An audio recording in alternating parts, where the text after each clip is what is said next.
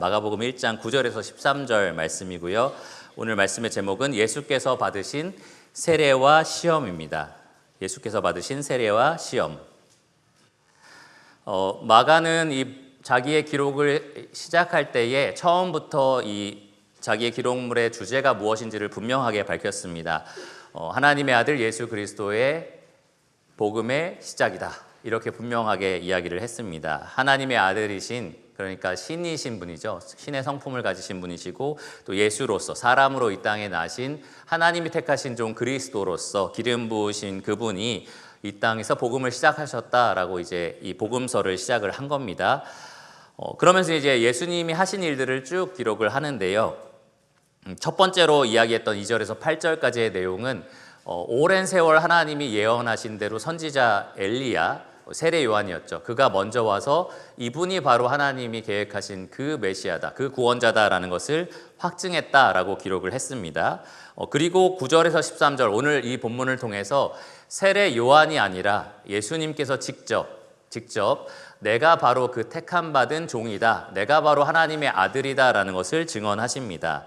무엇을 통해서 하시냐면 첫 번째로는 세례를 통하여, 그리고 두 번째로는 시험을 통하여 이 예수님만이 복음을 시작하실 수 있는 분이다라는 것을 분명하게 확증을 하셨습니다. 복음을 시작하기에 합당하신 분이 바로 이 예수님이다라는 것을 증언하신 거예요.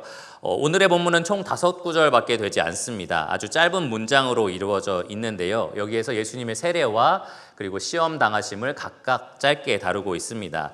마치 이 마가복음의 특징이라고 했잖아요. 이 속보를 알리듯이 예수님이 이런 거 하셨다 저런 거 하셨다 이렇게 딱딱 알리는 식으로 간단하게 나와 있습니다. 이걸 통해서 마가는 예수님만이 이 복음을 위하여 하나님이 보내신 사랑하는 독자다, 예수님이 이 아들이다라는 것을 분명하게 밝혔고요. 또 예수님이 이 순종으로 시험을 통과하심으로써 하나님이 기뻐하시는 기름 부음 받은 종이다라는 것을 입증하셨다라고 이렇게 선포를 하는 겁니다. 굉장히 이따가 본문을 읽어보겠지만 단순해요. 예수님 이렇게 침례 받으셨구나, 예수님 이렇게 시험 받으셨구나, 이 사실을 간단하게 언급을 합니다. 앞으로 마가복음을 살펴보면서 늘 경험하실 건데요. 마가는 이렇게 간단하게 계속해서 자기가 하고 싶은 말들을 언급을 합니다. 그러면서 우리에게 조금 생각의 여지를 남겨요. 그러니까 예수님이 침례 받으셨는데 그게 어떤 의미지? 그게 나한테는 어떤 의미가 되는 거지? 라고 이제 생각을 하게 되는 거죠. 예수님은 시험을 받으셨다. 뭐 어떤 마귀랑 어떤 질문을 주고받으셨다 이런 얘기가 하나도 없습니다. 그냥 시험 받으셨다 이렇게만 얘기해요. 그게 우리에게 어떤 의미인지를 더 오래 생각하게 하는 게 이 마가복음의 특징이라고 생각합니다. 특별히 오늘 이 본문에서 저와 여러분들이 반드시 간과하지 말아야 할 것들, 반드시 살펴봐야 할 부분이 하나 있어요.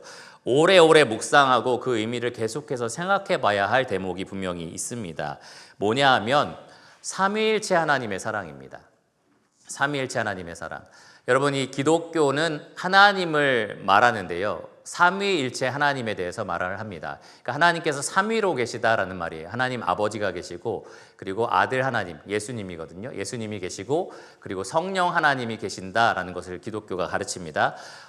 이 삼위의 하나님이 한 분이신 하나님이다라고 얘기를 해요. 그래서 우리가 삼위일체 하나님이라고 이야기합니다. 세 분이시면서 한 분이신 하나님, 한 분이시면서 세 분이신 하나님, 서로 섞이지도 않고 뭐 합체했다 분리되거나 이런 것도 아니고 굉장히 신비로운 부분입니다. 이걸 잘못 건드리면 이제 이단이 되는 거예요. 그래서 여러분 잘 아시는 여호와의 증인, 하나님이 예수님을 처음으로 창조했다, 그래서 예수님 하나님 만든 피조물이다 이렇게 가르치는 여호와의 증인이라든지 몰몬교라든지, 여기가 기독교로 분류되지가 않는 이유가 거기에 있습니다. 삼위일체 하나님을 부정하기 때문이에요. 최근에 여러분 JYP 박진영 씨 아시죠? 그분이 유튜브에서 이제 삼위일체에 대해서 강의하는 걸 들어본 적이 있는데 굉장히 잘못됐습니다. 그런 걸 볼 때 이 기독교, 정통 기독교에서 벗어나고 있구나라는 것을 볼 수 있는 거죠. 물론 그렇게 가르치는 사람의 의도나 동기 이런 걸 우리가 다 알 수는 없어요. 그러나 성경이 말하는 정확한 이 하나님에 대한 묘사를 우리가 벗어나게 되면 성경의 하나님이 아닌 다른 하나님을 결국엔 가르치게 됩니다. 그래서 굉장히 신비로운 영역이에요. 우리가 이것을 함부로 건드릴 수가 없습니다. 삼위일체 하나님에 대해서 다 아는 것처럼 빛과 열과 이러면서 막 설명하려고 하는 사람도 있고, 고체, 액체, 기체 이런 걸로 설명하려는 사람이 있고, 다양한 설명이 있는데 뭔가 설명하려고 하면 이상해지는 게 이제 삼위일체이긴 합니다. 그래서 우리는 적어도 성경이 증언하는 내용 정도는 알고 있어야 되고, 그것을 통해서 우리가 굉장히 신비로운 영역에 약간의 맛을 볼 수가 있는데, 그 희귀한 본문 중에 하나가 오늘의 본문입니다. 삼위일체 하나님이 명확하게 드러나는 본문입니다. 그런데 놀라운 것은 이 삼위일체 하나님이 적극적으로 협력하여서 함께 이루고자 하시는 일이 바로 우리를 위한 일이었다라는 거예요. 우리를 위한 구원의 일이었다라는 겁니다. 우리는 오늘 이 본문을 통해서 삼위일체 하나님의 사랑을 발견합니다. 성부, 성자, 성령께서 함께 등장하시는 이 희귀한 성경의 증언 가운데서 모든 위격이 함께 동역하여서 우리를 구원하는 일에 은혜와 열심을 쏟으셨다는 사실을 발견하게 됩니다. 굉장히 영광스러운 장면이에요. 저는 이 본문을 연구하면서 또 묵상하면서 마치 모세가 이 영광스러운 하나님의 뒷모습을 잠깐 봤던 것, 그리고 변화산에서 예수님께서 정말로 빛처럼 변화되셨을 때 가지고 있던 영광을 이 제자들에게 보여주셨을 때 제자들이 여기에서 살고 싶다라고 고백했던 것처럼, 혹은 바울이 셋째 하늘로 끌려가서 말로 다 할 수 없는 것들을 다 보고 들었던 것처럼, 오늘 이 본문을 통해서 우리는 이 삼위일체 하나님의 영광스러운 모습을 잠깐이나마 맛볼 수 있다라고 생각을 합니다. 그리고 그 영광스러운 모습 안에서 우리는 우리를 향한 무한한 사랑을 발견하게 됩니다. 그래서 공부하면서 저는 정말 이 놀라운 하나님 안에서 살아간다는 것이 얼마나 축복인가, 얼마나 큰 특권인가라는 생각을 하게 됐어요. 여러분들도 오늘 이 말씀을 통해서 다윗처럼 감격하면서 이렇게 감사와 찬양을 돌려드리기를 원합니다. 시편 139편 17절에 다윗이 이렇게 고백을 했습니다. 하나님이여 주의 생각이 내게 어찌 그리 보배로우신지요, 그 수가 어찌 그리 많은지요. 하나님이 어떻게 우리에 대해서 이렇게 많은 생각을 하고 계시고 이렇게 아름답고 그리고 영광스러운 생각들을 품으실 수 있는가라는 생각을 한 겁니다. 시편 8편 4절에서도 다윗이 이렇게 말을 했어요. 사람이 무엇이기에 주께서 그를 생각하시며 인자가 무엇이기에 주께서 그를 돌보시나이까. 우리가 정말 어떤 존재인지를 생각하고 이 삼위일체 하나님이 얼마나 높고 영광스러운 분인지를 생각할 때에 이러한 고백이 나올 수밖에 없게 하는 본문이 오늘 이 마가복음 본문입니다. 오늘 예수님의 이 세례와 시험받는 장면을 통해서 우리가 그 무한하신 하나님, 삼위일체 하나님의 사랑과 영광을 발견하기를 원합니다. 먼저 본문을 읽고 여기서 묘사하고 있는 예수님이 누구신지, 그리고 나서 우리의 반응은 어때야 되는지 각각 살펴보도록 하겠습니다. 마가복음 1장 9절에서 13절입니다. 찾으신 줄 알고 제가 읽겠습니다. 그때 예수께서 갈릴리 나사렛으로부터 와서 요단강에서 요한에게 세례를 받으시고 곧 물에서 올라오실새 하늘이 갈라짐과 성령이 비둘기같이 자기에게 내려오심을 보시더니 하늘로부터 소리가 나기를 너는 내 사랑하는 아들이라 내가 너를 기뻐하노라 하시니라. 성령이 곧 예수를 광야로 몰아내신지라. 광야에서 40일을 계시면서 사탄에게 시험을 받으시며 들짐승과 함께 계시니 천사들이 수종들더라. 방금 제가 읽었을 때 느끼셨겠지만 마가는 아주 자세한 것들을 설명하고 싶어 하지 않는 사람 같습니다. 그래서 그냥 침례 받으셨고 이런 일이 있었고 그리고 시험 받으셨고 이렇게 했다, 약간 이렇게 단순하게 속보를 하는 것처럼 뉴스 속보를 알리듯이 이렇게 간단하게 이야기합니다. 특별히 10절과 12절에 마가가 자주 애용하는 표현이 나오는데요, 곧이라는 단어입니다. 10절을 시작하는데 곧이라고 하고 있고요, 또 12절에 시험 받으러 가실 때도 곧이라는 표현이 사용이 됩니다. 마가가 이것을 왜 애용하느냐, 이 마가의 의도가 이 예수님이 하신 일들을 빠르게 전개하면서 그 사실들을 우리에게 전달하는 데 주 목적이 있었기 때문에 그렇습니다. 자, 다음은 예수님이 이런 일을 하셨습니다. 자, 그 다음에는 예수님이 이런 일을 하셨습니다. 이런 식으로 계속해서 보고를 하는 방식으로 마가는 예수님에 대한 소식을 우리에게 전달합니다. 앞서서 세례 요한이 예수님에 대한 증언을 했어요. 나는 물로 세례를 베풀지만 내 뒤에 오시는 분은 이 성령으로 세례를 베푸시는 분이다. 이 세례 요한이 그렇게 증언을 하고 있었을 때에 10절에 보시면 곧 예수님께서 나오시는 겁니다. 9절에 그때에 예수께서 갈릴리 나사렛으로부터 와서 요단강에서 요한에게 세례를 받으셨다라고 이야기를 하고 있습니다. 그런데 여러분, 요한이 베푼 세례는 물 세례였고요. 누가 이 세례를 받았죠? 죄 사함이 필요한 사람들이 받았습니다. 죄인이 받은 세례입니다. 그래서 4절에 보시면 이 요한이 베푼 세례에 대해서 죄 사함을 받게 하는 회개의 세례라고 이야기를 합니다. 근데 여러분, 예수님이 사함 받을 죄가 있으신 분인가요? 아니죠. 죄가 없으신 분입니다. 성경은 예수님이 그 입에 거짓도 없으신 분이라고 말을 하고 있고요. 죄를 알지도 못하신 분이라고 말씀을 하고 있습니다. 그런데 예수님이 왜 죄 사함을 받아야 하는 이 죄인의 자리에 서게 되셨느냐? 왜 죄 사함을 가져다 주는 이 회개의 세례를 받으셔야만 했느냐? 전혀 필요가 없으신 분인데도 말이죠. 그 이유는 분명합니다. 우리 대신 그 자리에 서신 겁니다. 죄인의 자리에 대신 서 계신 겁니다. 마가보고서 그래요. 마가복음 10장 45절에 보시면 이 마가복음을 기록한 주 목적이 기록되어 있어요. 예수님이 이 땅에 왜 오셨는지 예수님이 친히 밝히신 장면입니다. 예수님 이렇게 말씀하셨습니다. 인자가 온 것은 섬김을 받으려 함이 아니라 도리어 섬기려 하고 자기 목숨을 많은 사람의 대속물로 주려 함이니라. 예수님이 이 땅에 오신 모든 목적을 무엇을 한마디로 말하면 섬기기 위해서다라는 거예요. 섬기기 위해서. 그리고 그 섬기기 위해서 예수님은 자기 목숨을 내어주시기까지 하신다라고 말을 하는 겁니다. 예수님이 왜 이 땅에 오셨느냐? 이 신성이 충만하신 그분께서 왜 육신의 몸을 입고 이 땅에 오셨느냐? 우리를 섬기기 위해서였습니다. 여기 보시면 예수님이 갈릴리 나사렛에서 오셨다고 얘기합니다. 나사렛 사람이었다는 거죠. 같은 갈릴리 사람이었던 나다나엘도 예수님에 대해서 이 나사렛에서 무슨 선한 것이 날 수 있느냐라는 말을 했어요. 같은 지역 사람도 무시하는 그 조그만 동네에서 자라나셨다는 겁니다. 왜 예수님이 인간의 육신을 입은 것뿐만 아니라 아무도 몰라주는 그런 하찮은 동네에서 자라나셨느냐? 30살이 되도록 왜 거기에서 자라나셨느냐?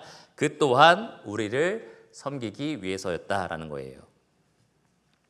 왜 요단강에서 요한에게 죄인이 받아야 하는 이 물세례를 받으시려 나오셨느냐? 바로 우리를 섬기기 위해서였던 겁니다. 그리고 나아가서 자기 목숨을 왜 많은 사람의 대속물로 내어주려고 하셨느냐? 우리를 섬기기 위해서였던 겁니다.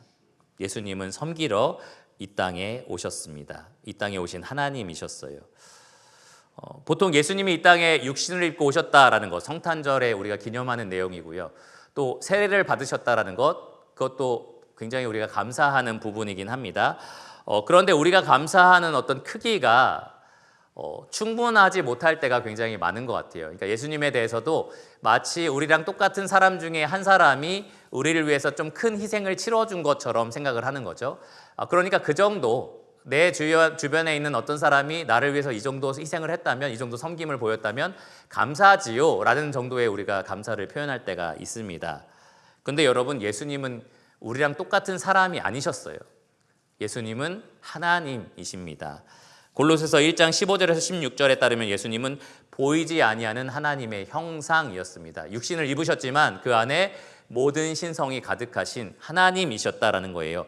그리고 이어서 이 골로새서 말씀에 뭐라고 말하느냐? 만물이 그에게서 창조되되 하늘과 땅에서 보이는 것들과 보이지 않는 것들과 혹은 왕권들이나 주권들이나 통치자들이나 권세들이나 만물이 다 그로 말미암고 그를 위하여 창조되었다라고 말씀합니다. 그러니까 여러분, 눈에 보이는 모든 만물이 다 누구를 위해서 창조된 거죠? 예수님을 위해서 창조된 거고요. 예수님이 직접 만드신 겁니다. 보이는 모든 별들이 그렇고요. 우리가 생각하는 크고 높은 권세에 있는 사람들이 다 그렇고요. 그보다 훨씬 더 높은 천상계에 있는 권세자들, 통치자들이 다 예수님이 만드신 그러한 존재들입니다. 하늘을 나는 새도 그렇고요. 바다에 사는 큰 물고기들도 그렇고요. 작은 곤충들도, 식물들도, 그리고 우리들도 예수님이 만드셨고 예수님을 위해서 만들어진 피조물들입니다. 그런데 그 하나님께서 피조물 중에 하나인 우리의 모습을 취하셨다라는 것, 그것이 우리가 감사할 수 있는 그 폭을 정하는 거예요. 우리가 감사할 수 있는 그 크기를 결정을 하는 겁니다. 얼마나 높으신 분께서 얼마나 자신을 낮추셨느냐라는 것을 우리가 보게 되는 겁니다. 우리는 똑같이 겸손하고 이 섬기는 자리에 누가 서는 것에 대해서 감사할 수 있지만, 내가 정말 존경하고 사랑하는 부모라든지 아니면 정말 존경하고 사랑하는 어떤 위인들이 나를 위해서 그렇게 희생했을 때 더 큰 감사와 감격을 느끼잖아요. 그런데 우리는 하나님이 우리를 위해서 그렇게 하셨다라는 소식을 이 말씀을 통해서 접하고 있습니다. 성자 하나님께서 사람이 되셨고요. 우리가 서야 할 죄인의 자리에 세례를 받기 위해서 나오셨습니다. 그리고 이 성자 하나님이 우리를 위해서 이 십자가에 오르시기를 작정하신 겁니다. 이렇게 복음을 시작하신 겁니다. 이 사실 하나만으로도 우리는 이 예수 그리스도께 경배와 찬양을 영원토록 돌리지 않을 수가 없습니다. 그런데 예수님이 세례 받으실 때 더 경이로운 장면이 지금 연출되고 있어요. 바로 성부 하나님과 성령 하나님께서 같이 이 자리에 참여하셨다라는 겁니다. 예수님 복음을 시작하시는 첫 발걸음을 띄실 때에 성부 하나님과 성령 하나님께서 같이 그 일에 함께 하셨다라는 겁니다. 10절과 11절을 보시면 곧 물에서 올라오실새, 예수님이 침례를 받고 나오시는 장면이죠. 나오실 때에 하늘이 갈라짐과 성령이 비둘기같이 자기에게 내려오심을 보시더니 하늘로부터 소리가 나기를 너는 내 사랑하는 아들이라 내가 너를 기뻐하노라 하시니라. 지금 성령 하나님과 성부 하나님의 음성이 지금 같이 등장하고 있는 장면입니다. 자, 예수님이 세례 받으실 때 여러분이 그 자리에 있다고 한번 상상을 해보세요. 하늘에서 성령께서 예수님 머리 위에 임하시는 것을 우리가 봤을까요? 그리고 하늘에서 아버지 하나님의 음성이 들리는 것을 우리가 듣고 이해했을까요? 다시 다른 말로 하면은 진짜 예수님이 침례 받으실 때 그 주변에 있는 사람들이 이것을 다 알아차릴 수 있었느냐라는 겁니다. 이 마가의 기록에 따르면 지금 성령이 비둘기같이 내려오는 것을 누가 봤다라고 기록하고 있어요? 자기에게 내려오심을 보시더니 누가 봤다는 얘기입니까? 예수님이 보셨다라는 의미입니다. 물론 요한복음 1장 32절에 따르면 세례 요한이 이 예수님을 가리켜서 이분이 바로 그리스도다라고 이야기하면서 나에게 물로 세례를 베풀라고 하신 그분께서 누구든지 성령이 그 머리 위에 임하면 그가 바로 그리스도다라고 말씀하셔서 내가 알았다라고 얘기를 해요. 그러니까 적어도 세례 요한은 알았을 겁니다. 성령이 그 머리 위에 임하는 것을 세례 요한은 알았을 거예요. 그러나 다른 증언들에 따르면 그 밖에 모든 사람들이 그것을 다 알아차리지는 않았던 것으로 봅니다. 특별히 하늘에서 나는 음성이 들렸다라고 하는데 제 생각에는 이 바울이 회심했을 때 하늘에서 이 예수 그리스도의 음성이 들렸을 때 주변에 있는 사람들은 그냥 웅웅거리는 천둥 소리 같이 들렸던 것처럼 아마 주변에 있는 사람들은 이 하나님의 음성을 제대로 이해하지 못했을 겁니다. 성령이 임하시는 것도 제대로 파악하지는 못했을 거예요. 아마 대부분의 사람의 눈에는 나사렛에서 어떤 한 청년이 올라왔고 그리고 많은 죄인들이 침례를 받는 것처럼 세례 요한에게 누군가가 침례를 받았다라는 정도로 보였을 겁니다. 그러나 이 천상의 세계에서는, 이 영적인 세상에서는 지금 하나님 아버지와 아들 하나님과 성령 하나님께서 함께 역사하고 계시는 장면이 연출되고 있었던 겁니다. 정말로 놀라운 광경이 지금 보여지고 있는 상황이고요. 마가는 그것을 우리가 보도록 이 말씀에 기록을 하고 있습니다. 세례를 받고 물에서 올라오실 때 예수님이 하늘을 보니까 하늘이 갈라진 거예요. 이 하늘이 갈라졌다라는 이 표현은 구약과 신약에 모두 다 하나님 아버지께서 자신을 드러내 보이시거나 이 땅에 있는 어떤 일에 임재하실 때, 함께 하실 때에 그렇게 보여집니다. 계시록 4장 1절에 보면 그래서 이 요한은 내가 하늘 문이 열리는 것을 봤다라고 이야기를 했었어요. 그래서 하늘의 문이 열리고 거기에 아버지 하나님께서 무언가를 예수님께 보내주신 겁니다. 무엇을 보내주셨느냐? 바로 성령 하나님을 이 아들에게 내려주신 거였습니다. 성령께서 이 아들의 머리 위에 임하셨다라고 다른 복음서에는 기록이 되어 있는데 비둘기같이라고 표현이 되어 있습니다. 제가 어렸을 때는 그래서 성령님이 비둘기로 변신해서 예수님 머리 위에 앉았다라고 생각을 했거든요. 왜 그랬는지 모르겠지만 그래서 여러 사람들에게도 물어봤었습니다. 비둘기는 무슨 의미입니까? 뭐 평화의 상징이다, 뭐 거룩함과 깨끗함에, 왜냐하면 희생제물로도 바쳐졌으니까요. 근데 자라면서 제가 뭐 어디 도시에 다닐 때 비둘기 보니까 너무 더럽더라고요. 그래서 이게 무슨 깨끗함의 상징이야, 막 평화의 상징, 이런 생각을 했었거든요. 그런데 여러분, 비둘기 같이라는 이 표현은 성령님의 어떤 특성을 묘사하는 게 아니라 성령님이 이 예수 그리스도의 머리 위에 어떤 모습으로 내려오셨는지, 그러니까 어떤 방식으로 내려오셨는지 그 내려오신 모습을 묘사를 하는 겁니다. 그러니까 성령님의 뭐 거룩하심 뭐 이런 것들과 연결짓기는 어렵고요. 그 사람들이 볼 때에, 특별히 예수님 보실 때에 성령님이 어떻게 내려오셨느냐라는 것을 의미해요. 비둘기가 하늘을 날다가 자연스럽게 이 땅 위에 편안하게 착지하는 것처럼 그렇게 성령님께서 아버지 하나님으로부터 예수님께 내려오셨다라는 것을 의미합니다. 그리고 성령님은 이 공적인 복음 사역이 시작되는 이 새해를 시작으로 이 예수님과 계속해서 함께 동행을 하십니다. 성령 하나님이 성자 하나님과 동행하시면서 이 복음을 이루어 가십니다. 성령님은 하나님의 지혜와 총명의 영이시고요, 모략과 지식의 영이시고요, 능력의 영이신데 예수님이 이 복음을 이루시고 복음을 가르치고 복음을 기적과 그리고 귀신을 내쫓는 일, 죽은 자를 살리는 일로 보여주셨을 때에 이 성령님께서 지혜와 능력을 더하는 역할을 옆에서 함께 하신 겁니다. 가난한 자에게 복음을 전하고 병든 자를 고치고 그리고 자유롭게 하는, 이 죄인들을 자유롭게 풀어주는 일에 있어서 성령께서 예수 그리스도와 함께 하셨던 겁니다. 이렇게 하실 것이다 라는 약속을 하나님 아버지께서 선지자들을 통해서 이미 하셨었어요. 이사야 11장 1절에서 2절을 보시면 이렇게 하나님이 약속하셨습니다. 이새의 줄기에서 한 싹이 나며 그 뿌리에서 한 가지가 나서 결실할 것이요. 이새의 줄기, 이새라는 사람의 후손을 의미합니다. 이새의 아들 누구죠? 다윗이죠. 그런데 여기서 가리키는 사람은 다윗이 아니라 다윗의 후손인 바로 예수님을 가리킵니다.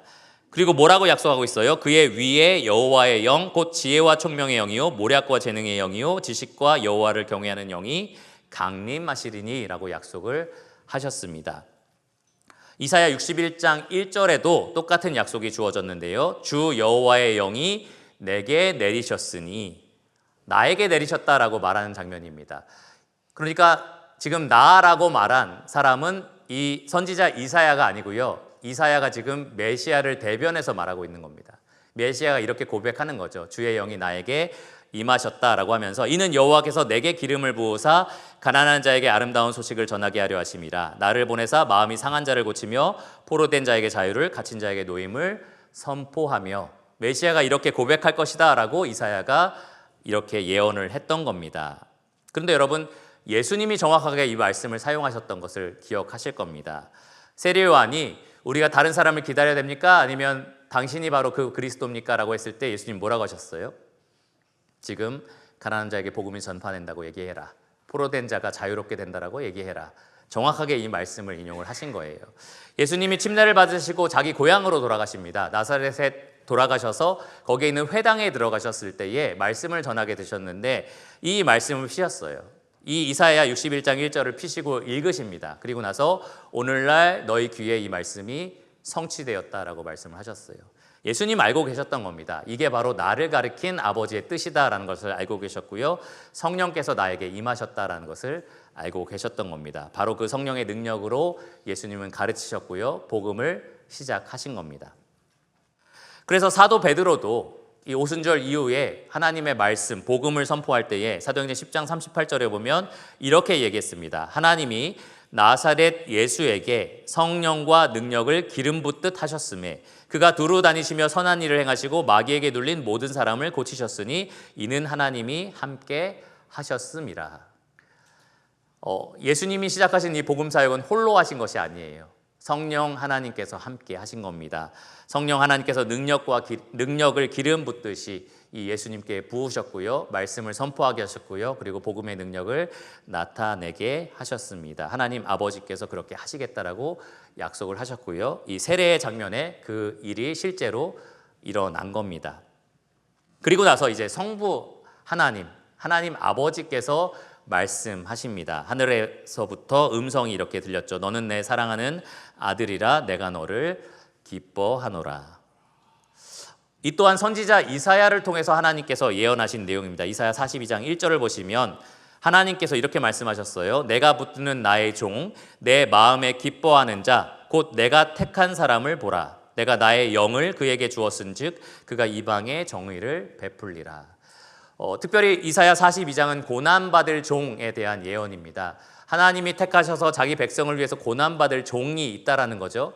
근데 그 종에게 하나님의 영을 주시겠다라고 약속을 하셨고요, 그에 대해서 하나님께서 말씀하시기를 내가 붙드는 종이고 내가 기뻐하는 자다라고 말씀을 하십니다.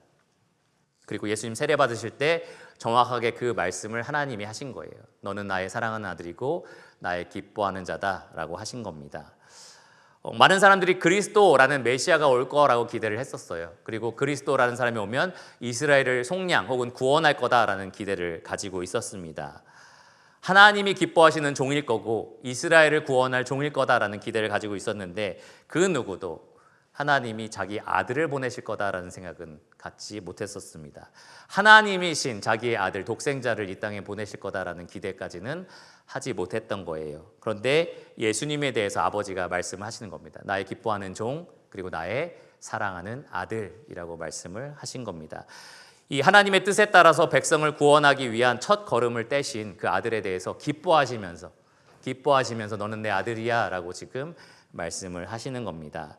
여기 내 사랑하는 아들이라는 사랑하는이라는 이 표현이 아들과 아버지의 관계에 있어서는 유일한이라는 의미를 갖습니다.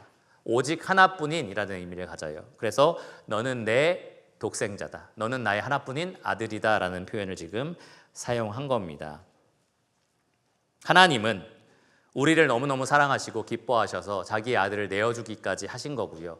아들은 그 아버지를 너무너무 사랑해서 우리를 위해서 자기를 내어주는 그 첫걸음인 세례에 그 발을 내디디신 겁니다. 하나님 아버지의 그 뜻에 순종하신 거예요. 그 순종하시는 모습이 너무나 기쁘고 그리고 너무나 사랑스럽기 때문에 이 아버지 하나님은 이 아들에게 직접 음성으로 너는 내 사랑하는 아들이고 내 기뻐하는 자다라고 지금 말씀을 하신 겁니다.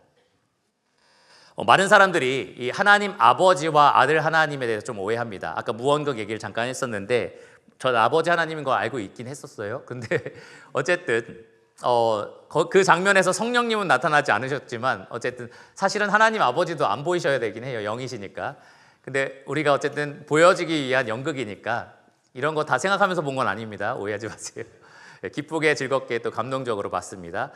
그런데 거기에서도 잘 묘사한 것처럼 우리가 오해하기가 쉬운데요. 마치 하나님은 무서운 심판관으로서 거룩하셔서 우리의 죄를 조금도 참아내지 못하시고 어쨌든 심판하시려고 하는 중에 아들이 아버지 제가 대신 죽을게요 라고 하면서 막 그것을 박아댄 것처럼 하나님 아버지의 화를 누그러뜨리기 위해서 아들이 희생한 것처럼 그렇게 생각하기가 쉬워요. 근데 그렇지 않습니다. 하나님은 아들을 내어주기까지 우리를 사랑하신 분이세요. 사랑하시는 분이시고요. 아들은 아버지와 함께 우리를 사랑하기 위해서 자기 목숨을 자발적으로 내어준 겁니다. 아버지를 너무나 사랑하기 때문에 또 우리를 그렇게 사랑하시기 때문에 아들도 자발적으로 그렇게 함께 하신 겁니다. 그리고 성령 하나님은 그 일을 하시기 위한 모든 힘과 지혜를 이 아들과 함께 같이 베풀어 주신 겁니다. 그렇게 삼위일체 하나님이 우리를 위한 복음을 모두 함께 이루어 내셨습니다. 요한복음 16장 27절에 보면 그래서 예수님은 우리에게 이렇게 말씀하셨습니다. 아버지께서 친히 너희를 사랑하심이라. 내가 너희를 사랑하는데 내가 너희를 너무너무 사랑해서 내 몸을 내어주기까지 하는데 그런데 아버지도 너희를 사랑하셔라고 얘기를 한 겁니다. 우리 아버지도 아버지 하나님도 친히 너희를 사랑하신다라고 이야기를 한 겁니다. 그리고 하나님 이 예수님이 사랑하신 제자 요한도 요한일서에서 이렇게 말을 했어요. 하나님의 사랑이 우리에게 이렇게 나타난 바 되었으니 하나님 아버지의 사랑을 말합니다. 하나님이 자기의 독생자를 세상에 보내심은 그로 말미암아 우리를 살리려 하심이라. 사랑은 여기 있으니 우리가 하나님을 사랑한 것이 아니요 하나님이 우리를 사랑하사 우리 죄를 속하기 위하여 화목제물로 그 아들을 보내셨음이라. 하나님 아버지가 우리를 그렇게 끔찍하게 사랑하십니다. 그리고 그 아들 예수님도 우리를 사랑하십니다. 그리고 성령님도 우리를 사랑하십니다. 삼위일체 하나님이 우리를 이렇게 무한하게 사랑을 하신 겁니다. 자, 다음 장면으로 넘어가는데요. 이제 12절에 보시면 곧이라고 이야기합니다. 자, 다음 성령님께서 예수님을 이끌어서 시험 받게 하셨습니다 라고 지금 보고를 하는 거예요. 구체적인 내용들은 다 생략되어 있습니다. 뭐 예수님을 성전 위로 올라가게 해가지고 뭐 절하게 하고 뭐 이런 여러 가지 얘기들이 지금 다 빠져 있어요. 다만 예수님은 복음의 이 시작점부터 영적인 치열한 전쟁을 벌이셔야 했다라는 것, 그 사실을 지금 우리에게 알려줍니다. 이 시험을 통과하시고 이기셨다라는 그 사실 하나를 우리에게 전달해 줍니다. 12절에 보시면 성령이 곧 예수를 광야로 몰아내신지라. 여기 몰아내다라는 이 단어가 내쫓다라는 의미도 가지고 있습니다. 좀 의미가 이상하죠? 성령님께서 예수님을 내쫓아서 이 광야로 몰아낸 것처럼 지금 표현을 하고 있는데 그만큼 예수님은 이 시험을 반드시 받으셔야만 했다라는 거예요. 그리고 이 시험을 홀로 받으신 것이 아니라 성령님의 인도하심에 따라서 받으셨다라는 것을 의미합니다. 어떻게 시험을 받으셨느냐? 여기 13절에 보시면 광야에서 40일을 계시면서 사탄에게 시험을 받으시면서 들짐승과 함께 계셨다라고 말하고 있고요. 천사들이 수종을 들었다라고 이야기를 합니다. 두 진영이 있어요. 한쪽에는 사탄과 들짐승이 있고요. 한쪽에는 천사들이 있습니다. 이 광야라는 지역이 굉장히 독특해요. 유대인에게 있어서는 굉장히 척박한 곳입니다. 물과 음식을 구하기 어려운 곳이에요. 그들이 과거에 이 조상들이 경험했듯이 물을 구하기가 어렵습니다. 그리고 음식을 구하기도 굉장히 어려운 곳입니다. 단지 그렇게 먹고 마시는 게 없는 것뿐만 아니라 이 기온도 장난이 아닙니다. 낮에는 너무 덥고 그리고 밤에는 너무 춥고 이러한 곳이에요. 그리고 들짐승은 너무너무 많습니다. 예전에 이 먼 지역에 선교를 가신 분이 있는데 밤이 되면 그냥 알 수 없는 들짐승 울음소리가 너무 크게 들려가지고 두려웠다라는 얘기를 들은 적이 있어요. 광야가 그런 곳입니다. 합당한 그런 보호받는 그런 곳에 있지 않는 이상 언제든지 어떤 짐승인지 알 수도 없는데 나를 잡아먹기 위해서 이렇게 덤빌 수 있는 곳이 바로 이 광야라는 거죠. 그리고 강도도 있습니다. 굉장히 위험하고 공포스러운 곳이 바로 이 광야입니다. 그래서 유대인에게 있어서는 광야라고 하면은 이런 위험하고 외롭고 힘들고 어려운 장소라고 그들이 알고 있었던 거예요. 그리고 나아가서 광야는 마귀가 거하는 곳이라는 생각도 했던 겁니다. 이러한 여러 가지 유혹과 시험 때문에 사람들이 많이 이 하나님을 원망하기도 하고 불신하기도 하고 죄를 범하기도 한 곳이기 때문에 그렇습니다. 이스라엘 역사상 광야는 항상 이스라엘 백성의 실패를 보여줬던 장소이기도 했습니다. 마귀의 유혹에 넘어갔던 장소였던 거죠. 예수님이 바로 그 자리에 서게 됩니다. 이 이스라엘 백성들이 실패했던 자리, 세상에 존재하는 모든 사람들이 실패했던 그곳, 광야라는 곳. 우리는 실제로 광야에 내던져진 적은 없지만 인생이라는 광야에서 살아가면서 항상 하나님을 불신하고 원망할 때가 많아요. 아무도 이 시험에서 통과한 사람이 없습니다. 근데 예수님이 우리와 똑같은 자리에 서신 거예요. 똑같은 시험을 당하신 겁니다.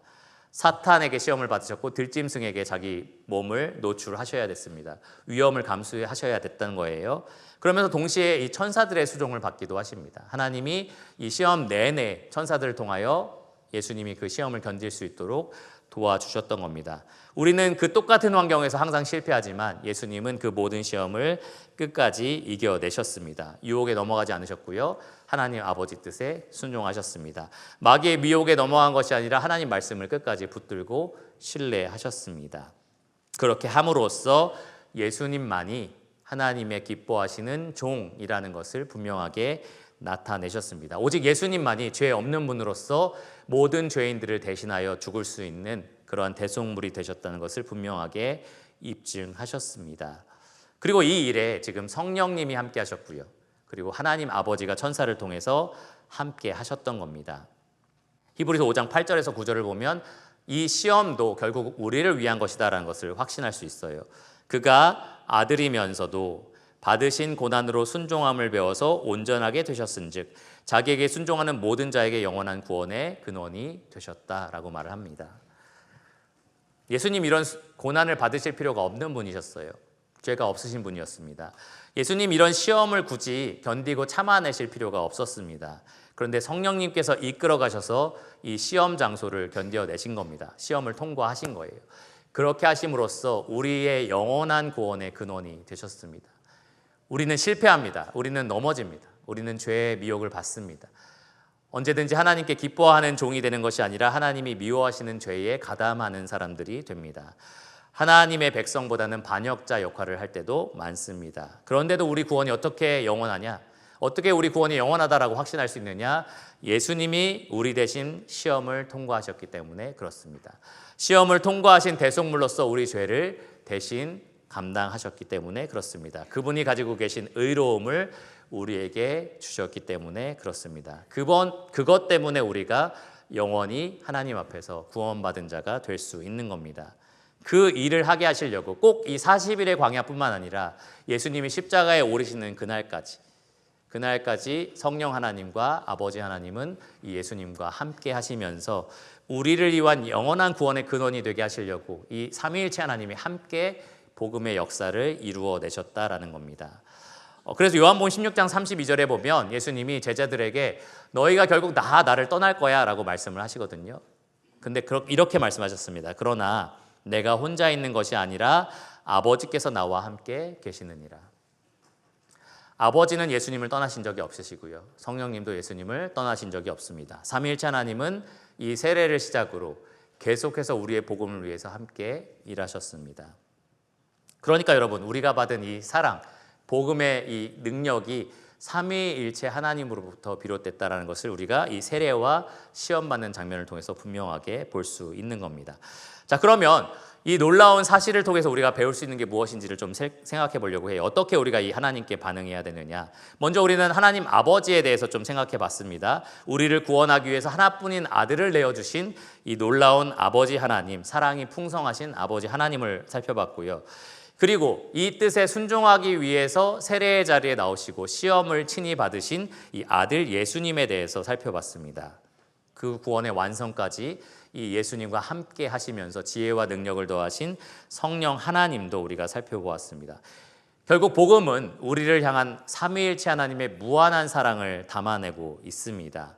창세전에 작정이 된 사랑이고요. 그리고 예수님이 이 땅에 오셨을 때 실현된 사랑이고요. 영원한 나라에서 완성될 사랑입니다. 그리고 무엇보다 중요한 건 저와 여러분들을 위한 사랑이라는 겁니다. 이러한 사랑은 먼저 이 사랑을 아직 모르는 여러분들에게 다음과 같은 반응을 요구합니다. 무엇이냐? 이 사랑을 받아들이라는 거예요. 여러분을 향한 이 놀라운 사랑, 넘치는 사랑, 무한한 사랑, 변하지 않는 사랑, 창세전에 시작된 사랑, 영원토록 끝나지 않을 이 사랑을 여러분 받아들이시라라는 겁니다. 여러분 살아가면서 부모에게 혹은 자녀들에게, 친구들에게, 가족들에게 이런 사랑을 못 받으신 분들도 계실 거예요. 사람의 인생은 어떻게 보면 사랑받기 위해서 좀 고군분투하는 그러한 삶인 것처럼 보일 때도 있습니다. 근데 여러분 적어도 삼위일체 하나님이 여러분을 무한히 사랑하신다는 것이 사실이다라는 거죠. 그 사랑을 보여주기 위해서 예수님이 이 땅에 오신 겁니다. 여러분 이 사랑을 받아들이시기를 바랍니다. 세상에 존재하는 신은 딱 두 종류밖에 없습니다. 사람이 만든 신과 사람을 만든 신. 사람이 만든 신과 사람을 만든 신, 이렇게 두 종류밖에 없습니다. 다른 말로 하면은 거짓 신과 참된 신, 죽은 신과 살아계신 하나님밖에는 없다는 거예요. 사람이 만든 신의 특징은 무엇인지 아십니까? 그 신의 은총을 받으려면, 그 신의 사랑을 받으려면 사람에서부터 시작해야 된다는 거예요. 사람이 그 신에게 닿을 때까지 계속해서 계단을 쌓아 올라가야 합니다. 은덕을 쌓고 봉사를 쌓고 섬김을 쌓고 계속해서 무언가 우리의 노력을 쌓아서 그 신을 감동시키는 자리까지 올라가야만 그 신이 우리에게 은총을 베푼다, 은혜를 베푼다. 이것은 사람이 만든 신입니다. 거짓 신인 거죠.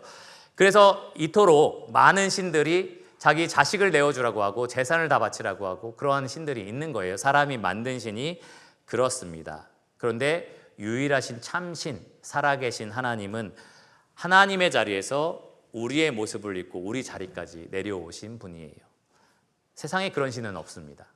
사람은 그런 신을 만들어내지 않아요. 누가 이렇게 유약해 보이고 천해 보이는 신을 만들겠습니까? 말 안 들면 다 멸망시켜버리는 무서운 신을 만들어서 그 신을 섬기게 만들지, 누가 자기가 사람이 되어서 자기 목숨을 내어주고 이런 신을 누가 만들어내겠냐는 거죠. 이렇게 천하고 멸시받는 신은 아무도 만들어내지 않습니다. 오직 유일한 참 하나님만이 직접 그 일을 우리에게 하신 겁니다. 참 하나님은 그 낮아지심을 직접 계획하시고 실행하시고 적극적으로 도우셨습니다. 우리를 사랑하기 위해서 그렇습니다. 이 자리에 아직 하나님을 믿지 않는 분들은 몇 주 동안 제가 영원한 형벌에 대해서 말씀을 드렸기 때문에 불합리하다라는 생각을 가질 수도 있어요. 그럼 기독교 믿으면 괜찮고 나는 착하게 살았는데 다 지옥 간다는 거야? 이렇게 이제 생각하실 수 있는 거죠. 영원한 형벌은 너무한 거 아니야? 라는 생각을 하실 수도 있습니다. 그런데 여러분, 만일 여러분들이 이 삼위일체 하나님의 무한한 사랑을 조금이라도 아실 수 있다면, 조금이라도 맛보실 수 있다면 그 놀라운 사랑, 여러분을 향한 끝없는 사랑, 여러분을 향한 일방적인 이 사랑을 무시하고 거역한 죄값이 얼마나 큰지를 여러분 생각하실 수 있을 겁니다. 그것 때문에 여러분의 죄값이 영원한 거예요. 여러분의 죄값을 영원히 치러야 한다라는 겁니다. 그러니까 여러분, 아직까지 그 사랑을 받아들일 수 있을 때에, 그 사랑을 받으실 수 있을 이때에 하나님의 이 무한한 사랑 안으로 들어오시기를 바랍니다. 무한한 형벌이 여러분에게 찾아가기 전에 이 무한한 사랑 안으로 피하시기를 바랍니다. 두 번째로, 이 사랑을 이미 맛보신 여러분들, 여러분들에게 말씀드리고 싶은 것이 있습니다. 유명한 노래 가사 있죠. 당신은 사랑받기 위해 태어난 사람, 지금도 그 사랑 받고 있죠. 여러분 정말 그 사랑을 받고 있으십니까? 지금 나온 목소리의 크기가 얼마나 그 사랑을 받고 있는지를 드러내는 것 같은데요. 그 사랑을 여러분 진짜 받고 계세요? 네. 여러분 주변에 있는 사람이 넌 진짜 사랑받는 자녀 같다라는 이야기를 하십니까? 가끔 이렇게 성격이 모나거나 굉장히 이상하게 사는 사람들, 막 이런 사람들을 보면 어려서 사랑을 잘 못 받아서 그래, 막 이런 얘기하는 경우가 있거든요. 근데 여러분 그리스도인들은 그런 말을 안 들어도 됩니다.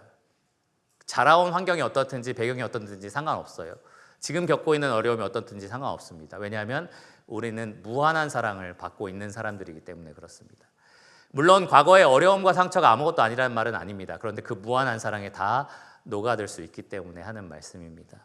우리는 그러한 무한한 사랑을 삼위일체 하나님으로부터 일방적으로 받고 있는 사람들입니다. 그리고 더 놀라운 것은 예수님을 가리켜서 세례 요한이 말하기를 나는 물로 세례를 베풀었지만 저분은 성령으로 세례를 베풀 것이다 라고 말을 했었거든요.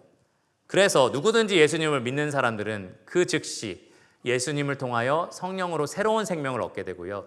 성령께서 이 예수님과 끝까지 동행하셨던 것처럼 예수님을 믿는 그 사람과 성령님은 끝까지 동행하십니다. 영원토록 그들과 함께 하세요. 이 성령의 내주하심이라고 표현도 하는데 그 사람 안에서 성령께서 영원토록 함께 동행하십니다. 그리고 예수님이 뭐라고 약속하셨는지 아세요? 누구든지 내 말을 듣고 따르는 자는 아버지와 내가 그와 함께 거처를 하겠다라고 말씀을 하셨습니다. 아버지 하나님과 아들 하나님이 우리와 함께 하시겠다라고 약속을 하신 거예요.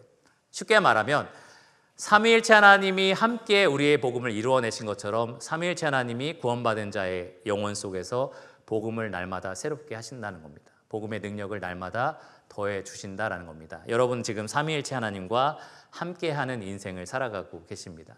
그런 거 같으신가요? 다니면서 내 뒤에 지금 누구 있는지 알아? 삼위일체 하나님 있어. 이렇게 하시나요? 아니면 여전히 나 세상에 혼자인 것처럼, 여전히 이 고통을 나 혼자 겪어내는 것처럼, 외로운 것처럼, 아무도 이 어려움을 이겨낼 수 없는 것처럼, 누구도 나를 도와주지 않는 것처럼 그렇게 살아가고 계시지 않은지 한번 생각해 보시기 바랍니다. 여러분 삼위일체 하나님께서 여러분과 함께 하십니다. 하나님의 사랑과 은혜와 지혜와 능력이 날마다 여러분과 함께 합니다. 복음의 시작부터 함께 일하신 하나님께서 이 복음과 함께 살아가는 우리와 계속해서 함께 하신다라는 겁니다. 그래서 바울은 고린도 교회에 편지 쓰면서 고린도후서 13장 13절에 이렇게 편지했습니다. 주 예수 그리스도의 은혜와 하나님의 사랑과 성령의 교통하심이 너희 무리와 함께 있을지어다. 아버지와 아들과 성령의 사랑이 우리와 함께 합니다. 여러분 정말 그렇게 함께 한다라는 느낌을 가지고 그런 기쁨을 가지고 살아가시기를 바랍니다. 나를 위해서 아들까지 내어주신 아버지의 사랑이 나와 함께하고 있고요. 나를 위해서 그 능력과 은사와 지혜를 부어주시는, 그리고 내가 기도할 수 없을 때에 말할 수 없는 탄식으로 나를 위해서 기도하고 계시는 성령 하나님이 나와 함께 계십니다. 하나님 보좌 우편에서 영원토록 나를 대신하여 중보하고 계시는 예수님이 계시고요. 나랑 똑같은 시험을 다 겪으셨어요. 내가 왜 외로워하는지 힘들어하는지 어려워하는지를 친히 아십니다. 경험해 보셨기 때문에. 그래서 나를 불쌍히 보시고 동정하시면서도 나를 언제나 때를 따라 돕는 은혜를 얻기 위한 그 은혜의 보좌로 이끌어 가시는 이 예수님이 여러분과 날마다 함께 계십니다. 우리 그리스도인들이 가끔 오해하는 게 있어요. 마치 믿음의 생활을 살다가 힘들면 연락할 때 예수님이 달려오시는 것처럼, 하나님이 나를 찾아오시는 것처럼, 평소에는 내 옆에 안 계시다가 힘들 때 기도하면 그때 돼서야 하늘에서 나를 만나러 오시는 것처럼 그렇게 오해할 때도 있습니다. 그런데 그렇지 않습니다. 하나님은 계속해서 우리와 함께 계십니다.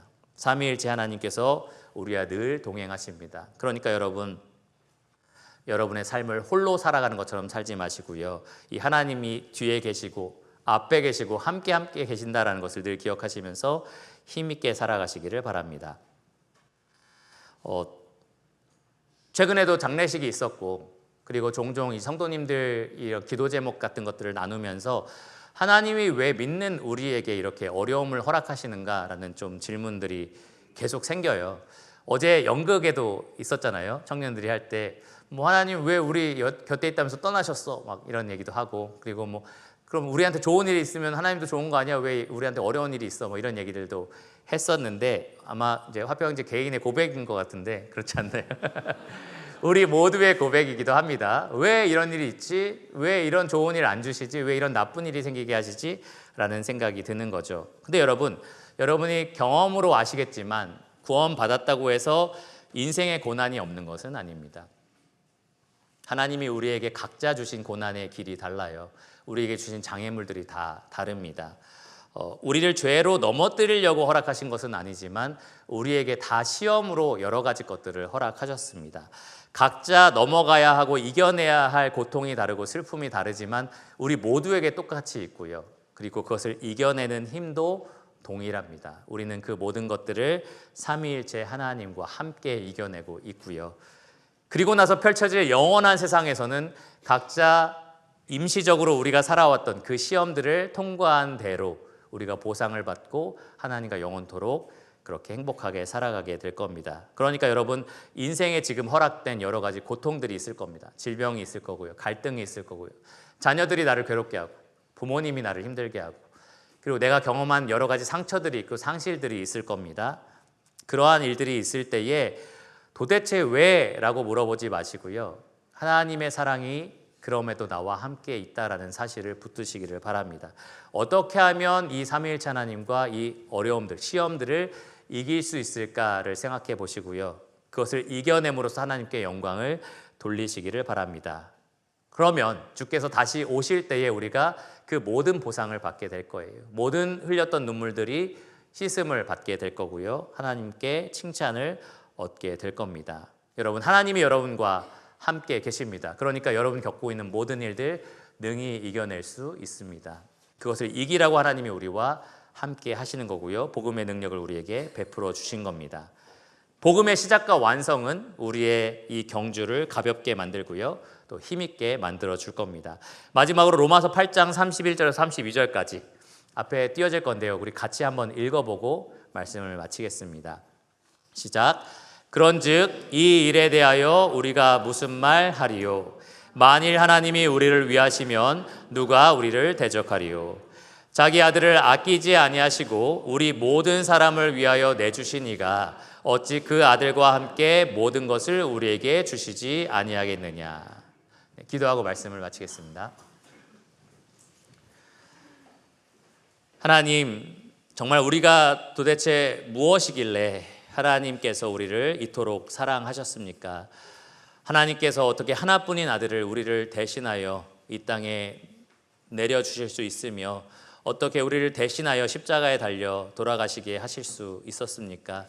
하나님, 아들이신 그 예수님께서 어떻게 기쁨으로 그 일을 감당하셨으며 어떻게 성령 하나님께서 그 뜻에 동참하여서 이 모든 일을 능력과 지혜로 이루어내셨습니까? 하나님, 우리는 정말 신비로운 그 삼위일체 하나님의 무한한 사랑을 받은 자들입니다.